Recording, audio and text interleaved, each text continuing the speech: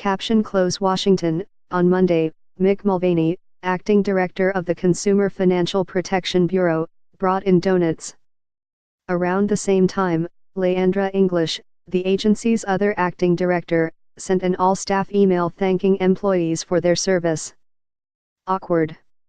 And so it goes in a capital city defined by its dysfunction, at an agency where two public servants, one a holdover from the Obama administration and another a rush temporary appointee by President Donald Trump, are messily and publicly vying to lead a controversial agency under constant political assault by Republicans. Ties between the Trump White House and the federal government's top consumer financial watchdog agency were so frayed by the end of Thanksgiving weekend that hundreds of confused employees came to work not knowing who their director would be.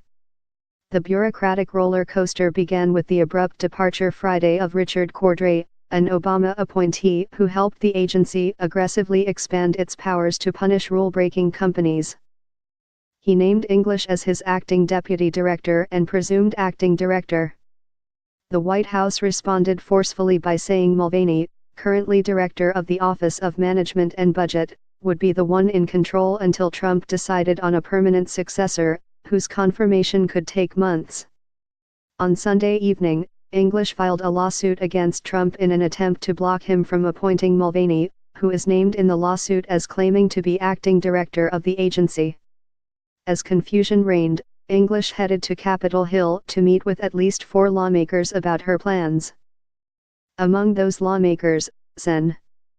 Chuck Schumer, the Democratic leader from New York, and Sen. Elizabeth Warren, D-Mass, who proposed the bureau and helped set it up, according to a spokeswoman for Warren.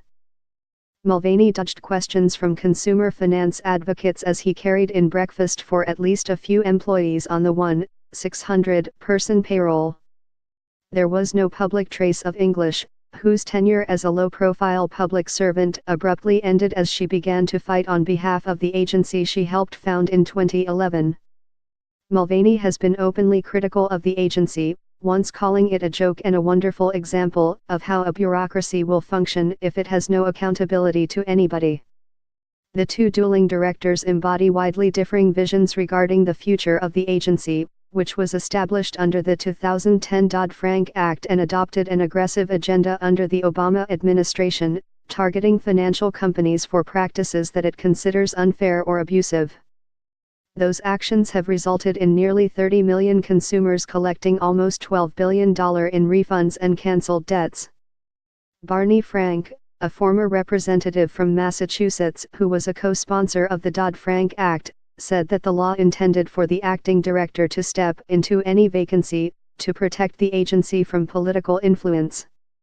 Bank regulation is a very sensitive business, Frank said in an interview Monday.